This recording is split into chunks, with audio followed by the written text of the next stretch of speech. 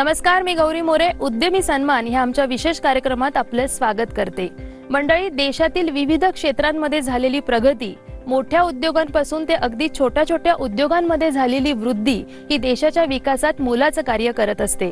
समाजातील प्रत्येक घटक जर समृद्ध असेल तर देशाच्या विकासाला गती मिळते. म्हणूनच जय जवान, जय किसान, जय विज्ञान, जय अनुसंधान हा नारा तंतोतंत पाळून गेली अनेक वर्ष एक संस्था सहकार्यातून समृद्धी आणण्यासाठी कार्यरत आहे. या संस्थेचा प्रवास आपण जाणून घेणार आहोतच. त्यासोबतच विविध क्षेत्रांमध्ये कौतुकास्पद कार्य करत आलेल्या व्यावसायिकांना तसेच संस्थांना TV9 मराठी नेहमीच सन्मानित करत आली आहे. आणि म्हणूनच Venkateshwara cooperative power and agro processing limited या संस्थेला सन्मानित करण्यासाठी आज आम्ही आलोय नाशिक जवळील मालेगावमध्ये. भारत हा कृषी प्रधान देश आहे. आपली अर्थव्यवस्था ही शेतीवर आधारित आहे. म्हणूनच शेती व्यवसायाला बळकटी आणून देशाच्या विकासात भर घालण्याचा संकल्प एका ध्येय वेडाने केला. देशाच्या संरक्षणात मोलाचं योगदान देणारे निवृत्त जवान आणि जगाचा पोशिंदा किसान यांचा मिलाप घडवत डॉक्टर शिवाजीराव डोळे यांनी Venkateshwara cooperative power and agro processing लिमिटेडची स्थापना केली. महाराष्ट्रातील नाशिक जवळील मालेगाव येथे 588 एकर जमिनीवर शेती आणि शेतीपूरक व्यवसाय व्यंकटेश्वरा मार्फत केले जातात, ज्यामध्ये पशुपालन, फलोत्पादन, दुग्ध व्यवसाय यांसारख्या अनेक उद्योगांचा समावेश आहे. 1000हून जास्त गीर गायींचं पालन व्यंकटेश्वरांमध्ये केलं जातं.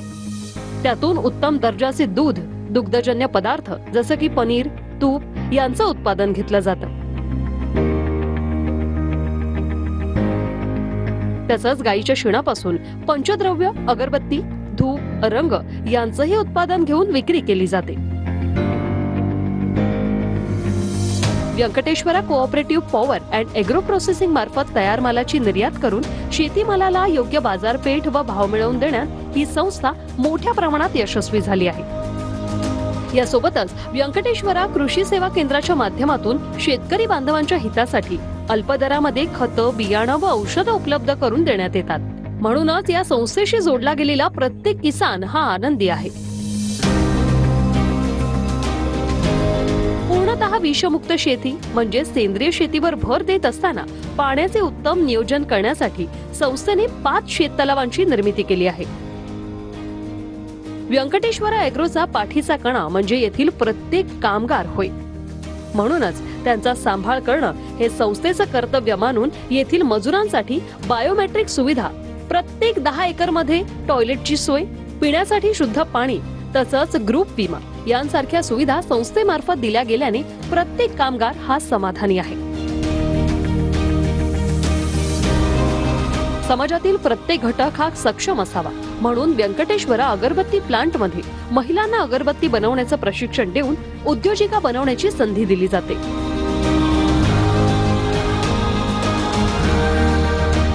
महाराष्ट्र, गुजरात, कर्नाटक सारख्या राज्यात व्यंकटेश्वराचं ॲग्रोचं कामकाज मोठ्या प्रमाणात सुरू असून लवकरच 10 राज्यात आपल्या कामाची व्याप्ती वाढवण्याचा मानस आहे.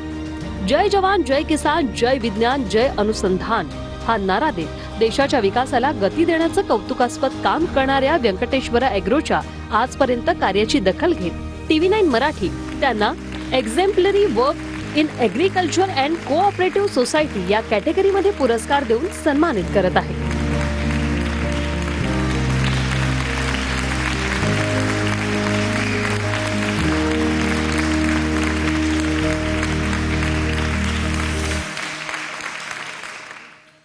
तर आता आपल्या सोबत आहेत Venkateshwara cooperative power and agro processing लिमिटेडचे चेअरमॅन आणि व्यवस्थापकीय संचालक डॉक्टर शिवाजीराव डोळे सर. सर, कार्यक्रमात आपलं स्वागत करते. आणि सर्वात आधी TV9 मराठीकडून तुम्हाला जो पुरस्कार मिळालाय त्याबद्दल तुमचं खूप खूप अभिनंदन.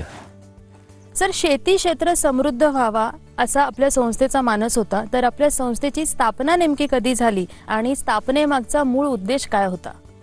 या संस्थेची स्थापना 19 एप्रिल 2019 रोजी नाशिकपासून सुरुवात झालेली आहे.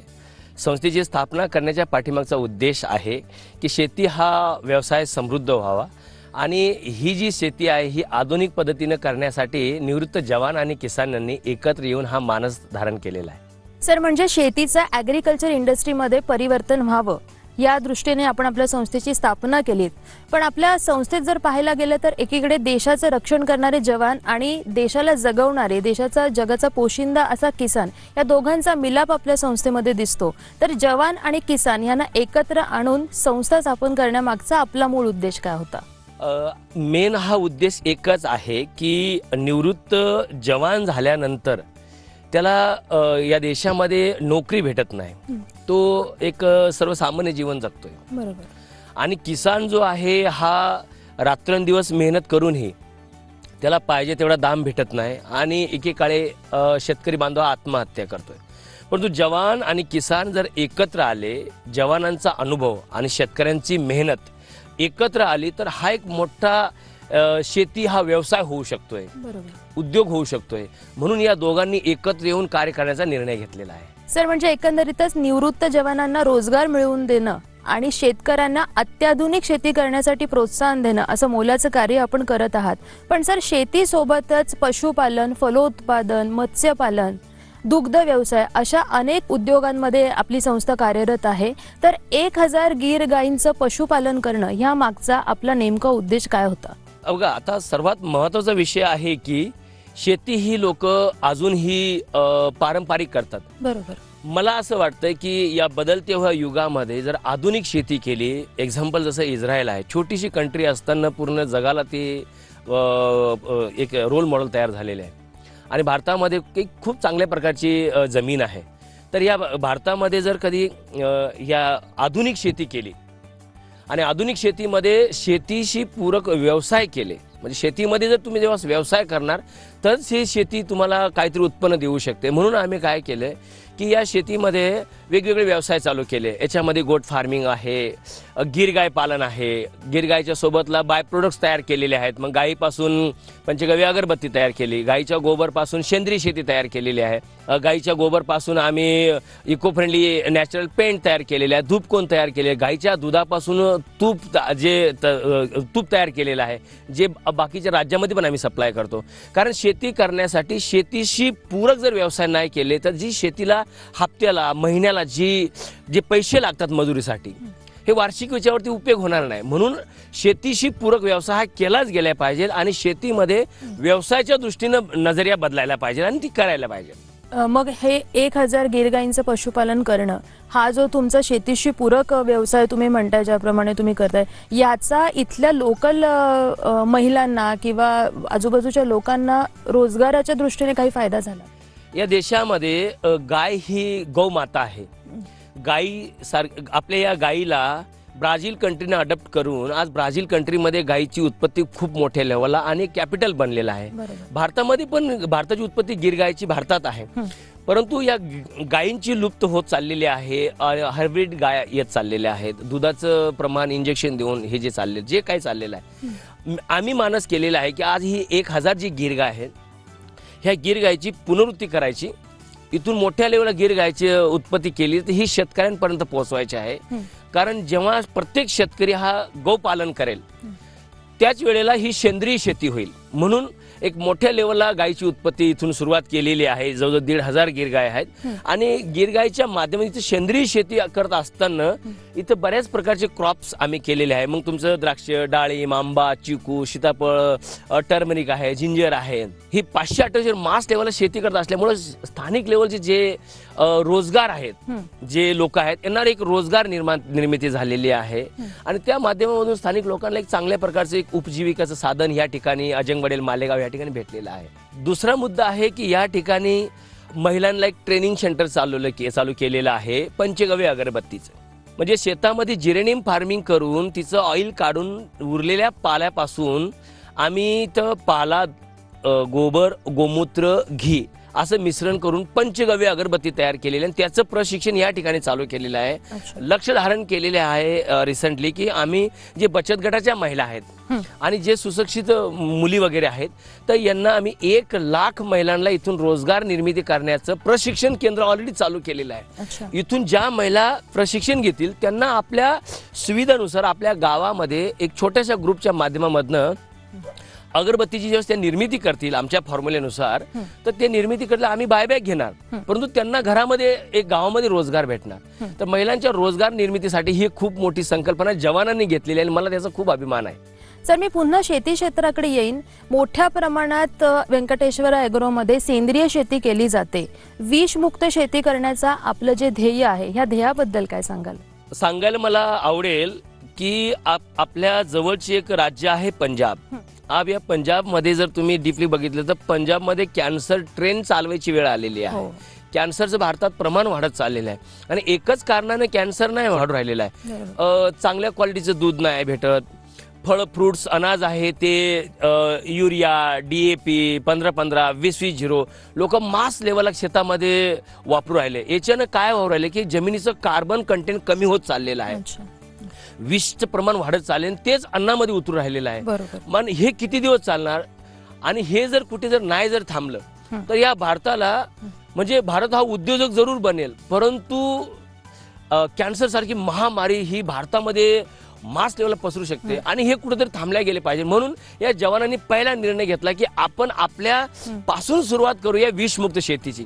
म्हणून तुम्ही जे इथं जे बघत आहात की या ठिकाणी 528 एकर शेतीमध्ये आम्ही मास लेवलला गिरगाईचं उत्पादन करून शेणापासून ही सेंद्रिय शेती पूर्ण करत आहोत आणि या देशाला हे एक रोल मॉडेल म्हणून आम्ही आज इथे तयार केलेलं आहे. आणि आपण या ठिकाणी जे अजून गिरगाईचे जे पालन आहे ना, या गिरगाईच्या गोबर पासून आपण वर्मी कंपोस्ट तयार केलेले आहे, गोबर गोमूत्र पासून मायक्रोन्यूट्रन तयार केलेले आहे, गोबर पासून बायो CNG तयार केलेले आहे.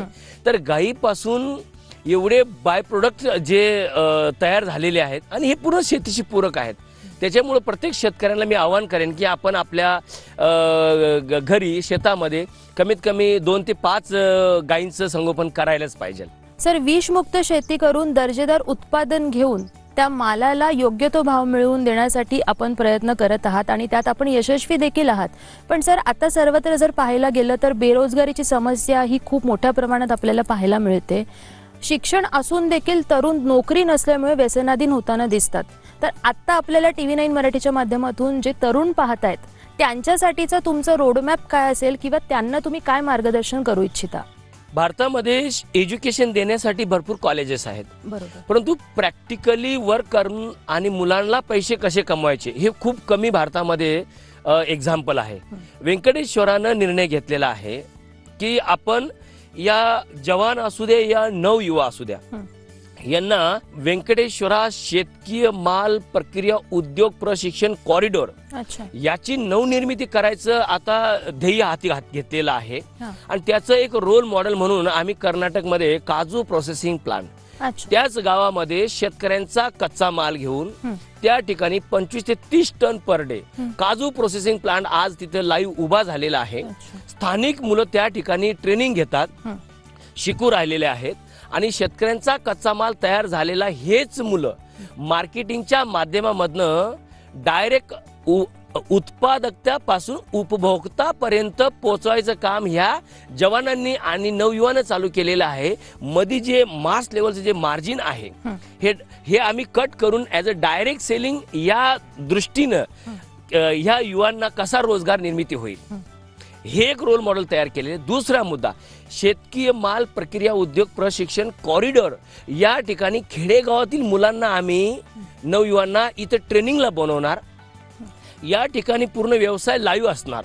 मग तुमचं मसाले असू द्या, मिरची, हल्दी, धनिया, या तुमचे आटा असू द्या, दाल, यांच्या ज्या छोटे छोटे मिल असणार, या ठिकाणी हे मुलं आपलं प्रशिक्षण घेणार आणि प्रशिक्षण घेतल्यानंतर स्केल इंडिया डेव्हलपमेंटच्या अंतर्गत मध्ये गव्हर्नमेंट सपोर्ट करतोय. या मुलांनी त्या ठिकाणी बँकेकडनं लोन घेऊन आणि संस्थेच्या नॉर्म्स नुसार छोटे छोटे व्यवसाय खेडेगावातच चालू करायचे. खेडेगावातला कच्चा माल तिथे घ्यायचा, तिथेच प्रोसेस करायचा आणि व्यंकटेश्वराला बायबॅक करायचा. व्यंकटेश्वरानं ऑलरेडी 100 कंट्रीमध्ये एक्सपोर्ट करायचा निर्णय घेतल्यामुळे ऑलरेडी जर्मनी, नेदरलँड, गल्फ कंट्रीमध्ये ऑलरेडी आम्ही एक्सपोर्ट करायचं व्यंकटेश्वर ब्रँडिंगनं सुरुवात केलेलं आहे. म्हणजे फक्त ह्या नवयुवानं ट्रेनिंग घ्यायची आणि आपल्या गावामध्ये, खेडेगावामध्ये, तालुक्यामध्ये जाऊन छोटीशी मिनी इंडस्ट्री टाकायची, शेतकऱ्यांचा माल घ्यायचा, प्रोसेस करायचा आणि बायबॅक करायचा. हे ट्रेनिंग सेंटर आम्ही आत्ता ओपन करायचा निर्णय घेऊन त्याच्यावरती आमचं काम चालू झालेलं आहे। इथून मोठ्या लेवलला नवयुवाला एक उद्योजक बनायची संधी भेटलेली आहे आणि ही आता पुढे आम्ही लोक अंमलात आणतोय। सर, तरुणांना प्रशिक्षण देऊन प्रोत्साहित करून रोजगाराच्या संधी उपलब्ध करून देण्यासाठी जी ही संकल्पना आहे ही खरंच खूप कौतुकास्पद आहे। मी संस्थेच्या कामकाजाबद्दल तुमच्याकडनं आणखी माहिती जाणून घेणारच आहे, पण तुर्तास वेळ झाली आहे छोट्याशा विश्रांतीची। कुठेही जाऊ नका, लगेचच परत येते। पाहत रहा उद्यमी सन्मान।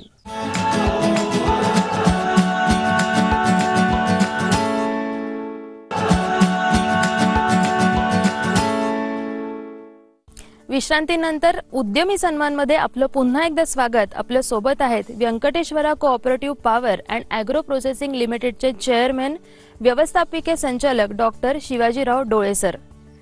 विश्रांतीनंतर आपल्या कार्यक्रमात पुन्हा एकदा स्वागत करते। सर, देशाच्या विकासात भर घालतील अशा अनेक क्षेत्रात आपण कार्यरत आहात। आपल्या ह्या प्रयत्नांमुळे देशाच्या विकासाला गती देखील मिळत आहे आणि म्हणूनच आजपर्यंत आपण अनेक पुरस्कारांनी सन्मानित देखील आहात। या आपल्या प्रवासामध्ये मानाचा तुरा रोवला गेला तो म्हणजे पंतप्रधान नरेंद्र मोदींनी मन की बात मध्ये आपल्या कामाचं जे कौतुक केलं त्यानंतर आता काहीच दिवसांपूर्वी आपल्याला विकसित भारत 2047 हा पुरस्कार देखील मिळालाय। तर हा पुरस्कार आणि कौतुकांचा जो प्रवास आहे या प्रवासाबद्दल काय सांगाल? मॅम, मी तर प्रथम तर भारताचे पंतप्रधान माननीय नरेंद्र मोदीजींना मी धन्यवाद देतोय की त्यांनी या संस्थेची पूर्ण कार्यप्रणाली जाणून घेतल्यानंतर त्यांनी 101 एपिसोड 28 मे 2023 या रोजी पूर्ण जगाला संबोधित केलंय आणि त्या दिवशी भारताच्या संसद भवनचं उद्घाटन होतं। म्हणजे जवानांनी केलेलं कार्य त्याची दखल घेऊन त्यांनी जगाला संबोधित केलं की निवृत्त जवान आणि किसान एकत्र आल्यावर काय करू शकतात, ही खूप मोठी बाब आहे। आणि याच्याच संलग्न जर बघायचं ठरलं, नाशिक सन्मान 2023 माननीय मुख्यमंत्री साहेब शिंदे साहेबांनी सन्मान देऊन या सर्व निवृत्त जवान आणि किसानांना प्रोत्साहन दिलं। महाराष्ट्राचे डिप्टी सीएम देवेंद्र फडणवीस साहेब यांनीही सन्मानित केलेलं आहे। गुजरातचे मुख्यमंत्री साहेब त्यांनी अवॉर्ड देऊन या सर्व जवान किसानांना प्रोत्साहन दिलेलं आहे। गुजरातचे राज्यपाल साहेब रिसेंटली 1 महिन्यापूर्वीच त्यांनी निवृत्त जवान आणि किसानांची खूप चांगली तारीफ केली की हे जवान लोक निवृत्त होऊन बी येऊन घरी न बसता यांनी एक चांगली जी या देशासाठी जी मोहीम राबवलेली आहे, तर ही खूप एक अविस्मरणीय अशी आहे। कारण प्रथमतः या देशामध्ये निवृत्त जवान आणि किसान एकत्र आलेले आहेत आणि देशाच्या विकासासाठी कार्य करतात आणि ही कुठेतरी सर्व चाहूल केंद्रामध्ये गेली आणि केंद्रामध्ये भारताचं जे व्हिजन मिशन आहे 2027 याच्यासाठी भारत 24 यांनी एक प्रोग्राम घेतला। या देशाचा विकास जो हो राहिलेला आहे याच्या संदर्भामध्ये माननीय गडकरी साहेबांनी एक जवान आणि किसानांना सन्मानित करून आणि त्यांनीही खूप सारे शुभेच्छा दिलेल्या आहेत की तुम्ही केलेलं कार्य या जगाला संबोधित करण्यासारखं आहे। अशा प्रकारचे अनेक अवॉर्ड दिलेले आहेत। ज्यांनी पण या संस्थेला अवॉर्ड दिलेला मी सर्वांना धन्यवाद देतोय की प्रथमतः असं होतं की कुणीतरी शेतकरी तळमळीनं काम करतोय, कुठेतरी जवान आपले देशाची सेवा करून आल्यानंतरही कार्य करतोय आणि याची दखल घेऊन त्यांना जो हौसला अफजाई केलेला आहे, तर मी सर्वांना खूप धन्यवाद देईन। सर, जय जवान जय किसानचा नारा देत आपल्या संस्थेची स्थापना झाली, त्यानुसार आपल्या संस्थेचं कामकाज सुरू देखील होतं। पण यालाच पुढे जाऊन जय विज्ञान आणि जय अनुसंधान हे देखील जोडलं गेलं, ज्याला आपल्या देशाचे पंतप्रधान नरेंद्र मोदी हे देखील आकर्षित झाले। तर जय जवान आणि जय किसान ह्या संकल्पनेबद्दल आपण आम्हाला सांगितलं, त्यानंतर जय विज्ञान आणि जय अनुसंधान ही जी संकल्पना आहे याबद्दल काय सांगाल? महत्त्वाचा विषय आहे हा की जय विज्ञान जय अनुसंधान हे का जोडलेलं आहे। जय जवान जय किसान हा लाल बहादूर शास्त्रीजींनी नारा लावलेला, बरोबर, इथपर्यंत ओके। परंतु उभरता हुआ भारत देश 2047च्या दिशेने जो चाललेला आहे याच्यामध्ये Venkateshwara cooperative power and agro processing limited या संस्थेचा रोल नेमका काय आहे हे सांगायला मलाही आवडेल। व्यंकटेश्वरानं शेतीमध्ये जे नवीन तंत्रज्ञानाचा वापर तयार करायला सुरुवात केलेली आहे. जसे वेदरसाठी फसल इक्विपमेंट, जे वातावरणाचं पूर्ण मॅनेजमेंट बघतंय, किंवा शेतीमध्ये वेगवेगळे तंत्रज्ञानाचा वापर फवारणीसाठी असू द्या, ड्रोनचा वापर केला जातोय, नॅनो युरियाचा वापर केला जातोय, किंवा इंडस्ट्रियल या क्षेत्रामध्ये व्यंकटेश्वरानं आधुनिक तंत्रज्ञानाचा वापर करून प्रोसेसिंग प्लांटचा निर्णय घेतलेला आहे. फॉर एक्झाम्पल की पूर्वी फक्त शेती करायची, या शेतामध्ये जिरेनियम फार्मिंगचं शेती करून तिच्यापासून ऑइल काढायचं, ऑइल काढल्यानंतर उरलेल्या रॉ मटेरियलपासून आपण पंचगव्य अगरबत्ती तयार करायची, म्हणजे शेती प्लस इंडस्ट्री तयार होते. म्हणजे हे जे कॉम्बिनेशन आहे ह्या शेतकऱ्यांनी शेतीमध्ये राबवलेले. अगोदर काय होतं की MIDC आहे, त्याच्यामध्ये फॅक्टऱ्या चालतात, तिथे सर्व हा व्यवसाय होतोय. परंतु ह्या ठिकाणी तसं नाही. शेतीमध्येच शेती आणि शेतीशी निगडीत व्यवसाय करून ते इंडस्ट्रीमध्ये कन्वर्ट करून आणि नवनवीन तंत्रज्ञानाचा इक्विपमेंटचा वापर ही संस्था करत आहे. आणि हे करत असताना संस्थेनं याचा जो ध्येय मानसलेला आहे की शेतकऱ्यांना तयार केलेला माल हा कच्च्या मालाला पक्क्या मालामध्ये रूपांतर करायचं, आणि पक्क्या मालामध्ये रूपांतर तयार झाल्यानंतर तो माल हा युरोप आणि गल्फ कंट्री आणि अदर देशामध्ये एक्सपोर्ट करायचं जे कार्य घेतलेलं आहे. म्हणजे शेतकऱ्यांनी जे परिवर्तन केलेलं आहे हे खूप अविस्मरणीय असं आहे. आणि एक शेतकऱ्यांनी ही जे म्हणजे शेतामध्ये तयार झालेला माल हा पक्क्या मालामध्ये रूपांतर तयार करून हा दुसऱ्या राज्यामध्ये, दुसऱ्या कंट्रीमध्ये जर एक्सपोर्ट केलेला असेल तर हे जगामध्ये जय विज्ञान आणि जय अनुसंधान पर्यंत पोहोचवलेलं आहे. हे लाईव्ह आज दिसायला सुरुवात झालेली आहे. नक्कीच सर, एकंदरीतच जवान म्हटलं की देशाच्या संरक्षणासाठी उभी असणारी मजबूत भिंत असं चित्र डोळ्यासमोर येतं. आपण सेवेत होता तेव्हाही देश संरक्षणाचं कार्य करत होतात आणि आता निवृत्तीनंतरही देश हिताचं कार्य करतच आहात. शेती, शिक्षण अशा देशाच्या विकासाला गती देणाऱ्या क्षेत्रातही आपण कार्यरत आहात. खरं तर देशाच्या विकासात आपलं जे हे काम आहे किंवा हे जे योगदान आहे हे मोठ्या प्रमाणात गती निर्माण करतंय. आपलं हे जे कौतुकास्पद काम आहे या कार्याला TV9 मराठीचा सलाम आणि पुढील वाटचालीसाठी शुभेच्छा. Thank you ma'am, thank you so much. तर मंडळी, Venkateshwara cooperative power and agro processing limited या संस्थेचा आजपर्यंतचा प्रवास पाहिल्यानंतर तुम्हाला देखील देश हितासाठी काहीतरी करून दाखवण्याची प्रेरणा नक्कीच मिळाली असेल. जर आपण निश्चय केला आणि आपली मेहनत करायची तयारी असेल तर अशक्य असं काहीच नसतं. या अशा यशोगाथा ज्या असतात त्यातूनच आपल्याला प्रेरणा देखील मिळत असते. याच नोटवर आज इथेच थांबते. पुन्हा लवकरच भेटू. तोपर्यंत नमस्कार.